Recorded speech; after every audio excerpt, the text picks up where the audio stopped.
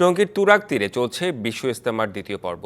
এই পর্বে অংশ নিয়েছেন মাওলানা সাদপন্থীরা। ইজতেমার আরও খবর জানাতে টঙ্গীর তুরাগ তীর থেকে যুক্ত হচ্ছেন সহকর্মী আরিফুল ইসলাম।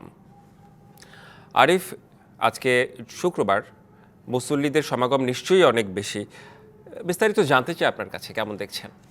নিশ্চয়ই রেদওয়ান, যে বিষয়টি বলছিলেন বা জানতে চাচ্ছিলেন যে যেহেতু জুমাবার, সেক্ষেত্রে শুধুমাত্র যে টঙ্গী তুরাগ তীরে সাদ অনুসারীদের অংশগ্রহণটাই যে চোখে পড়ার মতো তা কিন্তু নয়। ঢাকার আশেপাশে যে অলিগলি বিভিন্ন রাস্তায় আমরা কিন্তু জুমা নামাজে অংশ নিতে দেখেছি মুসল্লিদের।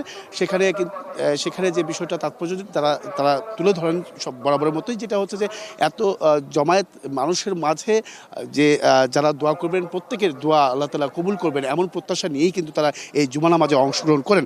তো সেই দিক থেকে আসলে এবারও ব্যতিক্রম নয়, কারণ আজকে আরেকটি বিশেষ যে তাৎপর্য সেটা হচ্ছে শবে বরাত। সেই শবে বরাত উপলক্ষে কিন্তু অনেকেই ঢাকার বিভিন্ন জায়গা থেকে, আশেপাশের জায়গা থেকে কিন্তু তারা এখানে অংশ নেবেন এমনটা কিন্তু আশা করছেন আয়োজকরা। তারা বলছেন যে যেহেতু শবে বরাতের রাতভর ইবাদত বন্দেগীতে মশগুল থাকবেন মুসল্লিরা, এবং কি প্রত্যেকেই চাইবেন, যেহেতু এই শবে বরাতের রাত্রিতে বলা যায় যে আল্লাহ তাআলা রিজিকের একটা নির্ধারণ করে থাকেন। এর পাশাপাশি কালার এক্সপার্ট, জর্জ স্যাপ এবং মাইল্ড অন হ্যান্ডস টেকনোলজি সমৃদ্ধ অরিক্স ক্রিস্টাল ওয়াশ আপনার রোজা, হজ, জাকাত সহ বিভিন্ন বিষয়, শবে বরাতের রাত্রি যে ফজিলত, সেই ফজিলতের বিষয় কিন্তু বয়ান হচ্ছে। সেই বয়ানের তর্জমা করছেন অনেকেই।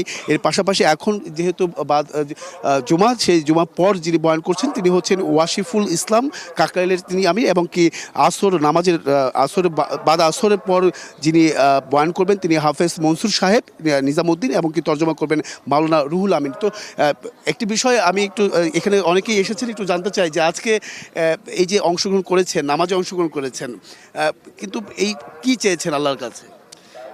আল্লাহর কাছে সারা বিশ্বের জন্য শান্তি চেয়েছি আমরা, আমাদের দেশের জনগণ সবার জন্য শান্তি চেয়েছি। আর তাছাড়াও এই জামাতে অংশগ্রহণ করার জন্য আমাদের বিআইডব্লিউটি এর পক্ষ থেকে মুসল্লিদের যাতে নিরাপদে আসা যাওয়া করতে পারে, এর জন্য বিআইডব্লিউর পক্ষ থেকে ডুবুর টিম সহ পন্টুন প্লেস করে দেওয়া হয়েছে, ভাসমান রাস্তা তৈরি করে দেওয়া হয়েছে যাতে জনগণ নিরাপদে চলাচল করতে পারে আর কি, যা আশা করি। ধন্যবাদ রেদওয়ান। যেটা শুনছিলেন, অনেকেই বিভিন্ন সংস্থা থেকে, সরকারিভাবে বিভিন্ন সংস্থা থেকে এই মুসল্লিদের জন্য যে ধরনের সাহায্য সহযোগিতা করার প্রয়োজন সর্বত্রই কিন্তু তারা করে যাচ্ছেন। এর পাশাপাশি তারা প্রত্যাশা করছেন যে যারা মুসল্লিরা এসেছেন সার্বিক নিরাপত্তা জোরদার করেছে আইন শৃঙ্খলা বাহিনী, যাতে করে কোনো প্রকার বিশৃঙ্খলা সৃষ্টি না হয়। এই ছিল এখান থেকে সবশেষ। রেদওয়ান। জি আরিফ, আপনাকে অনেক ধন্যবাদ।